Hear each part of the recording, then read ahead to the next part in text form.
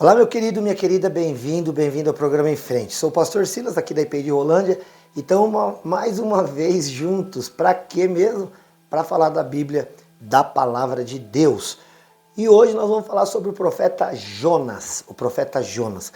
É legal, o profeta Jonas, o nome dele significa pomba. É o nome de um bicho, de um animal. O que para nós não é tão incomum, né? A gente às vezes fala, ué, como é que alguém pode chamar pomba?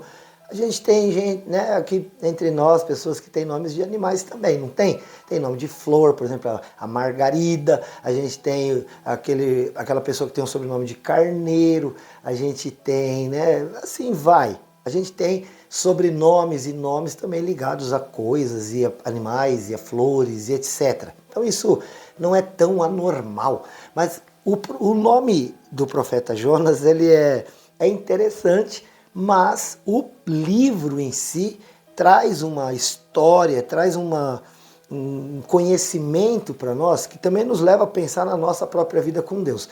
Aliás, todos os livros que estão registrados na Bíblia, eles têm esse interesse, lembra, né? De não é trazer apenas informação, mas trazer transformação da nossa vida com Deus. Se você pegar da ordem numérica, Jonas é o 32º livro, é o número 32. Ele tem 4 capítulos e ele faz parte daquela categoria que a gente está chamando de profetas menores. Qual é a visão global do livro de Jonas? Jonas foi escrito no ano aproximado de 780 a.C., que descreve também esse tempo, né, da vida do profeta e do seu povo. Foi escrito pelo próprio profeta Jonas. Bom, o livro tem a história de um profeta que foi chamado por Deus para ir até Nínive e pregar ali o evangelho na capital da Síria. E não foi tão fácil assim para o Jonas, e é isso que a gente vê na descrição dos 4 capítulos. Nós vamos dividir em 4 blocos, cada bloco um capítulo que encerra ali um tempo da vida de Jonas, uma situação muito específica. O capítulo 1 trata do próprio chamado e da desobediência do Jonas. O Jonas, ele foi chamado por Deus, Deus o chama e fala, Jonas, levanta-te e vai até a grande cidade de Nínive e diz para ela que se arrependa do seu pecado, senão eles serão punidos por conta do seu pecado, porque o pecado de Nínive tinha subido até Deus de uma maneira assim irremediável, a não ser que eles se arrependessem. Jonas, então, queridos, ao invés de falar, beleza, te obedeço, vou. Não, foi até o porto e comprou uma passagem de navio para Tarsis, que era uma outra coisa, um outro lugar. Ou seja, ele fugiu do plano e da vontade de Deus. Ele tentou fugir, vamos falar aqui entre nós? Querido, algum plano de Deus pode ser frustrado? Lá em Jó 42:2 fala assim, bem sei que tudo podes e que nenhum dos teus planos pode ser frustrado. Nunca um plano de Deus vai ser frustrado. Aquilo que Deus quer que aconteça, aquilo que Deus quer que alguém faça, vai acontecer, Ele vai fazer, ninguém consegue impedir a Deus. E aí, querido, ele vai, e neste caminho para Tarsis, né, ele tentando se esconder de Deus, que é mais uma coisa impossível, né, de se fazer. O Salmo 139 fala, para onde eu fugiria da tua presença? Porque se eu subir ao mais alto do céu, tu estás lá. Se eu for ao mais profundo do abismo, lá tu estás. Se eu tentar me esconder no profundo do mar, ali para o Senhor não é nada. O Senhor, diz o Salmo 139, nem distinção de luz e trevas tu fazes. Deus tem uma visão que enxerga no escuro. Não dá para se esconder de Deus. Você está tentando fazer isso? Esquece. Impossível. Aonde você for, lá Deus estará. E aí ele vai até este barco para Tarsis, e lá, durante a viagem, uma grande tempestade se levanta. E enquanto isso, Jonas está dormindo lá na proa do navio. E os homens estão apavorados, cada um fazendo busca ao seu próprio Deus, na sua religiosidade, o que está acontecendo, e o Jonas está lá dormindo. Então eles o acordam e dizem, homem, você precisa buscar aí o seu Deus, faz alguma coisa, antes que nós todos pereçamos. Eles já tinham jogado todo o material que estava no barco para tentar impedir que o barco afundasse. Aí o Jonas fala, eu sei o que está acontecendo. Eles falam, o que está acontecendo? Ele fala, eu sou a causa desse tormento no mar porque eu estou fugindo da vontade do meu Deus. Que bom Que bom que pelo menos Jonas reconhece isso. Ele fala, pode me jogar no mar, que o problema sou eu.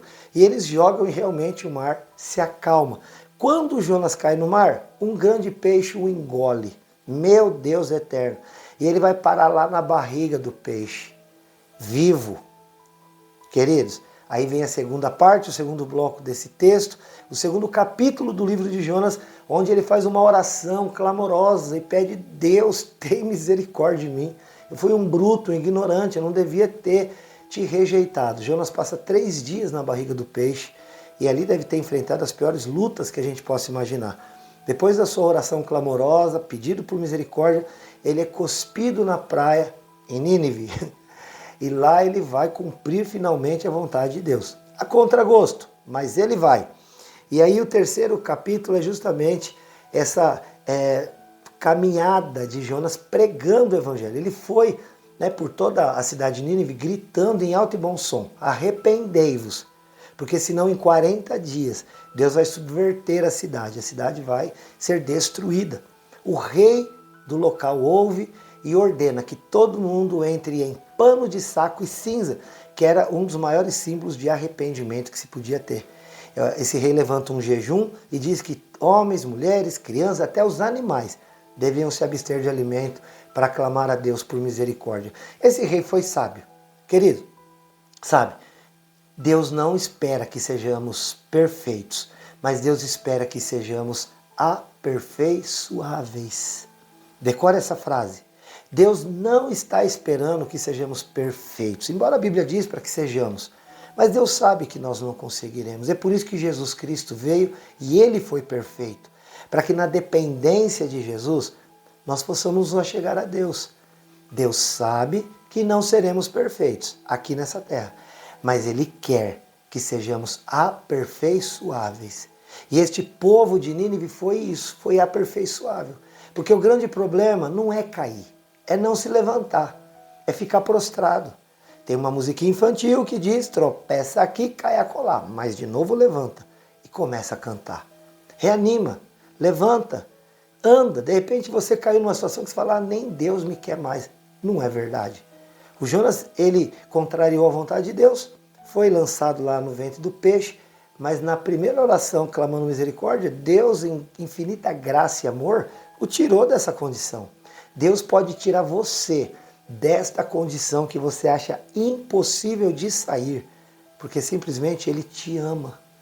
Te ama do jeito que você está, mas Ele não quer deixar você sendo o que você é.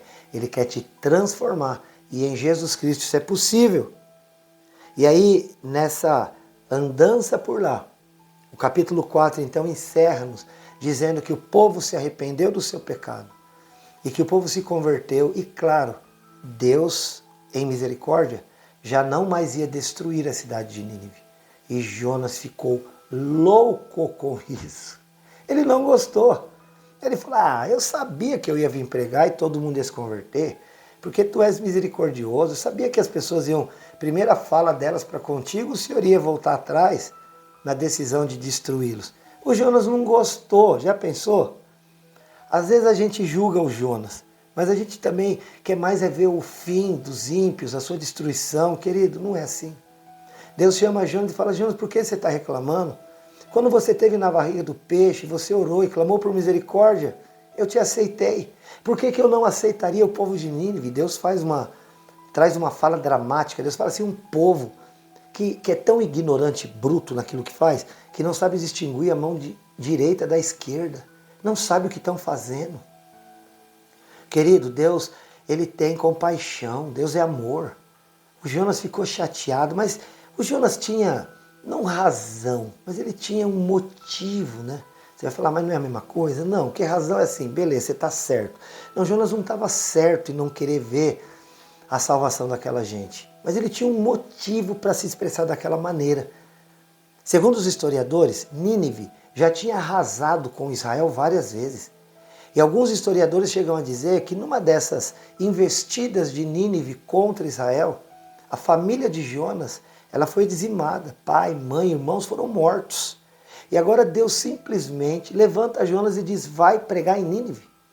Ele poderia estar indo lá, querido, e pregando para os próprios algozes dos seus pais, dos seus irmãos. Ele poderia, de repente, se ver pregando salvação, libertação, livramento de juízo de Deus para aqueles que tinham matado a sua casa e a sua família. E aí você vai dizer, então ele estava certo de falar que ele não ficou feliz com a salvação daquela gente. Querido, não. Porque é sempre assim, a gente quer para nós misericórdia e juízo para o outro. Não pode ser assim. Deus não é assim. Deus nos ama. E Deus amava aquela gente, independente do que aquela gente tinha feito. Quanto à família de Jonas, Deus tinha preparado para eles já um lugar. Então, no nome de Jesus, eu quero chamar você a amar o teu próximo como a ti mesmo. E aquilo que você deseja para você, deseja para os outros. Porque quando nós fazemos isso, querido, tudo de bom vem para nós. Olha, o Jonas, não sei se ele entendeu, ele ficou bem amargurado. Mas ele entendeu qual era a fala de Deus. E eu quero que você entenda também. De repente você está fugindo de Deus. Para com isso. Não tem como. Se entrega logo. E o que Deus ama, o que ele não está buscando é perfeição. Mas ele está buscando aperfeiçoamento. E o aperfeiçoamento ele ocorre quando alguém, apesar de ter errado, olha para Deus e diz, errei. Como a história do filho pródigo. O filho sai de casa e quando ele começa a passar luta e dificuldade, ele fala, quer saber, eu vou voltar lá para casa do meu pai, eu vou falar para ele, pai, pequei contra o céu e contra ti, e eu não sou digno de ser chamado teu filho. Trata-me como um dos teus trabalhadores. É óbvio que o pai não faz isso, e o trata como príncipe, como o dono da casa que realmente era. É isso que Deus quer fazer com você, meu amado, minha amada. Volta para o Senhor, volta para a igreja, volta para o lugar em que você o adora em espírito e em verdade. Sabe, tira esse coração que olha para os outros e fala, eu não quero saber por que essa gente está vencendo, se são tão pecadores. A igreja realmente não é um lugar de perfeitos, mas é um lugar de aperfeiçoáveis. A igreja é um lugar perfeito para que você possa se aperfeiçoar. A igreja não é um lugar perfeito, mas a igreja é um lugar perfeito para que gente imperfeita possa ser aperfeiçoada. É por isso que eu não saio da igreja, porque eu sou imperfeito. E a igreja é o lugar perfeito para pessoas imperfeitas serem aperfeiçoadas. Vem com a gente, sou o pastor Silas da IPI de Rolândia. IPI de Rolândia fica na Santos Dumont 1075. Se você quer saber aí a respeito das nossas programações, vou te passar aqui o WhatsApp da secretaria.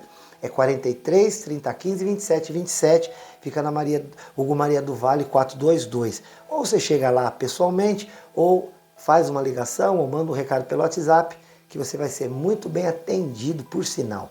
Ou então as nossas redes sociais aqui. O WhatsApp do Em Frente, 439 9147 5007. 439 9147 5007.